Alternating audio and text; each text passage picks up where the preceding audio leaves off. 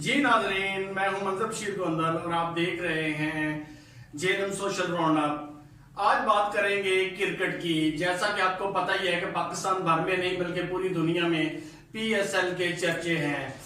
और आप क्या देखना पसंद करेंगे कि 3 मार्च को जेएलएम में चौकों और छक्कों की बरसात जेएलएम फार्मा क्रिकेट टूर्नामेंट में, जिसमें जेएलएम की 9 टीमें जो कि मिशाउतरीन टीमें हैं वो हिस्सा ले रही हैं। और 3 मार्च को ये टूर्नामेंट देखना ना भूलिएगा।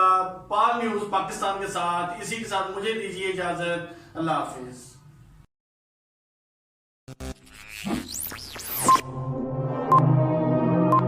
हर खबर मोतबर पाल न्यूज के साथ। आप देख रहे हैं पाल न्यूज जेएलएम।